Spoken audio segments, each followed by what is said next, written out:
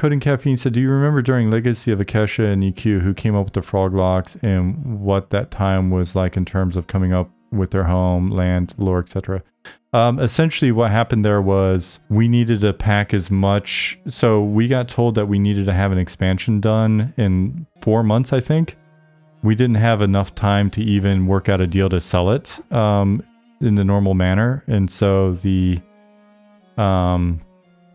idea of doing a digital download, like Heartsman or somebody was like, oh, we could just basically have them download the whole expansion.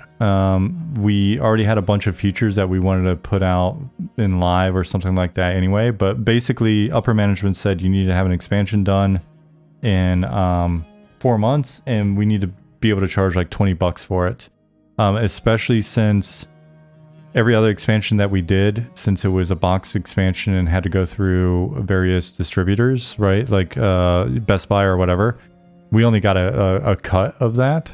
And so with it being digital download, our distributors weren't super happy with us. And so that's why we promised to put on a disc later. But I think they could already see like the writing on the wall with regards to not needing brick and mortar.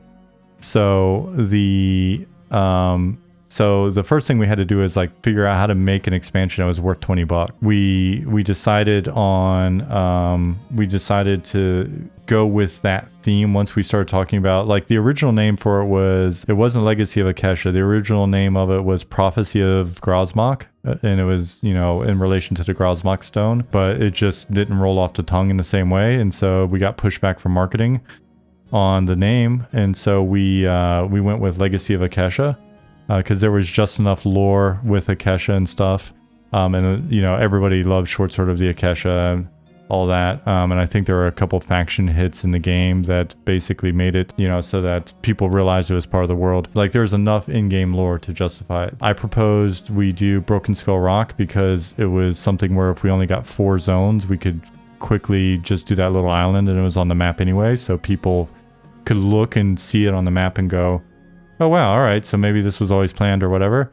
And then with regards to additional feature, one of the things that was thrown out, I think it might have been marketing or upper management, was like, you know, the kids love the new player races, so can you do a new player race? And we're just like, there's no way we can do a new starting city. But then we kicked it around and was like, well, we could probably kick somebody out of their starting city. Picked Froglock because Froglocks are fantastic.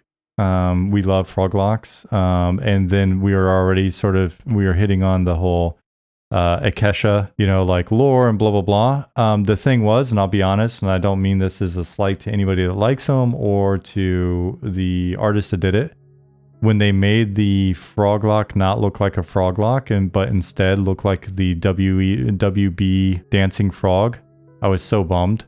It looked like a Battletoad and not a Froglock. And so I think there were probably some arguments going back and forth between design and art, but we can't win them all. And every once in a while, in situations like that, art will remind design that they are design and should probably just shut up. Yeah, so basically we got the Battletoad Froglock, and then decided we were just going to kick somebody out of their city and take it over, because that was an easy way to mitigate that logistical challenge. So that's how all of that happened. All of that happened just because we had an insane deadline.